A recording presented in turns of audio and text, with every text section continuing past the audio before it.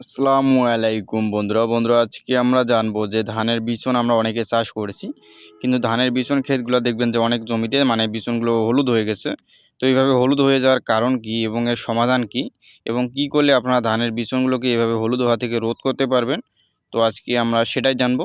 তো বিস্তারিত জানার জন্য ভিডিওটি শেষ পর্যন্ত দেখবেন, এবং যারা নতুন ভিউয়ার্স আছেন তারা অবশ্যই আমাদের চ্যানেলটি সাবস্ক্রাইব করে রাখবেন। কারণ আমরা প্রতিনিয়ত এই চ্যানেলের মাধ্যমে আপনাদের কৃষি নিয়ে বিভিন্ন রকমের সমস্যার সমাধান দিয়ে থাকি। তো বন্ধুরা অবশ্যই আপনারা চ্যানেলটি সাবস্ক্রাইব করে রাখবেন।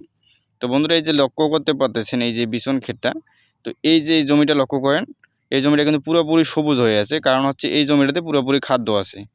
আর এই যে জমিটা লক্ষ্য করলে বুঝতে পারবেন যে পুরো জমির ক্ষেতটার মধ্যে দেখবেন যে সবুজ হয়ে আছে, কিন্তু এই জমিটা এটা দেখেন হলুদ হয়ে গেছে। তার কারণ হচ্ছে এই জমিটাতে আপনার খাদ্যের অভাব বা ইউরিয়া বা নাইট্রোজেন ড্যাপ এই সারগুলো মানে খাদ্যের অভাব। তো আমরা মানে সচরাচর কী করি, যেই জমিগুলোতে দেখি যে আমরা চাষ করে থাকি, বিভিন্ন রকমের ক্ষেত চাষ করি, ধান হোক, ভুট্টা হোক, গম, মরিচ, তো সেই জমিগুলো কিন্তু পরিষ্কার হওয়ার পর আমরা ধানের বিচনগুলো ফেলি সেই জায়গায়। তো তখন কি হয়, ওই জমির যে সারগুলো আছে সেই সারগুলো কিন্তু মানে আমাদের যে চাষটা করেছি সেই চাষের ফসলগুলো সেই সারটা মানে টেনে নেয়। পরবর্তীতে যখন আমরা এইভাবে বিচন ফেলি ধানের বিচন, তখন কিন্তু প্রথম অবস্থায় দেখা যায় যে বিচনগুলো গজাচ্ছে, এবং ছোটো অবস্থায় দেখবেন যে বিচনগুলো সবুজ হয়ে আছে বা ঘন কালো হয়ে আছে। কিন্তু ধীরে ধীরে কী হয়, এই যে এই জমিটার মতো ধীরে ধীরে হলুদ হয়ে যায় বা পেকে যাওয়ার মতো অবস্থা হয়ে যায়। তার কারণ হচ্ছে এখানে অবস্থাটা হয়েছে কি, আপনার যে জমিতে যে খাদ্যটা ছিল, এই খাদ্যটা কিন্তু এই যে বিচনগুলো আপনার আছে, এই বিচনগুলো কিন্তু খেয়ে ফেলছে অলরেডি, মানে খাদ্য এখানে শেষ। তো এর জন্য যে সমস্যাটা হয় সেটা হচ্ছে যে আপনার বিচনগুলো যদি এভাবে আপনারা যে খাদ্য না দেন, তাহলে হবে কি, দেখবেন যে বিচনগুলো হলুদ হবে, পাশাপাশি যে আপনার বিচনের যে বৃদ্ধিটা, স্বাভাবিক বৃদ্ধি, তো এই বৃদ্ধিটা কিন্তু থেমে যাবে। এই বিচন ক্ষেতটা লক্ষ্য করেন, এই যে এই কান্ডি থেকে এই কান্ডার পর্যন্ত পুরো গাছগুলো কিন্তু দেখেন সমান হয়ে আছে, এবং পাশাপাশি দেখবেন যে গাছগুলো কিন্তু মানে সুস্থ সবল চারা হবে। এই চারাগুলো আপনারা যখন বিচনগুলো লাগাবেন ধান খেতে তখন বুঝতে পারবেন। কিন্তু আপনার এই যে এই জমিটা লক্ষ্য করেন, এই জমিটা কিন্তু হলুদ হয়ে গেছে এবং বসে যাওয়ার মতো একটা অবস্থা হয়ে গেছে, বিচনগুলো ছোটো ছোটো হচ্ছে।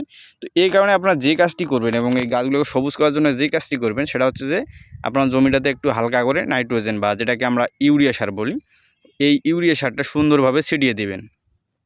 তো বেশি সার দেওয়ার দরকার নেই। তো সারটা দেওয়ার আপনার ইউরিয়াটা দিবেন কখন, যখন দেখবেন যে আকাশের বৃষ্টি হচ্ছে বা বৃষ্টি পড়তেছে এরকম অবস্থায়, তাহলে হবে কি, আপনার সারটা দ্রুত আপনার বিচনে লেগে যাবে, এবং দেখবেন যে আপনার বিচনগুলো 2 থেকে 1 দিনের মধ্যে মানে 1 দিনের যাওয়ার পরে আপনার পরিবর্তনটা লক্ষ্য করতে পারবেন যে আসলে আপনার বিচনটা ধীরে ধীরে পরিবর্তন হচ্ছে। আপনারা যখনই সারটা দিবেন তার 2-1 দিনের মধ্যে দেখবেন যে আপনার বিচনগুলো ধীরে ধীরে বড় হচ্ছে এবং সবুজ হচ্ছে। কিন্তু আপনার বিচন যদি আপনার বিচন খেতেই আপনারা সবল করতে না পারেন, এই বিচনগুলো কিন্তু আপনারা ধান খেতে দেখবেন যে আপনার সবল করতে অনেক সময় লাগে, পাশাপাশি আপনার কুশিগুলো মোটা করতেও অনেক সময় লাগে। তো এই কারণে আপনারা কিন্তু আপনাদের বিচন খেতেই যদি বিচনটা সবল করে নেন বা ধান বীজটা সবল করে নেন, তাহলে কিন্তু আপনার ধান খেতে গিয়ে অতটা কষ্ট করা লাগবে না। ধান খেতে গিয়ে দেখবেন যে আপনার কিন্তু এখানে যেহেতু মানে যে 8 থেকে 10 শতকের মাটি আপনি স্প্রে করা লাগছে, সেখানে দেখবেন যে 8 থেকে 10 বিঘা মাটি আপনাকে স্প্রে করা লাগবে। তো এই কারণে আগে এই কাজটা করবেন।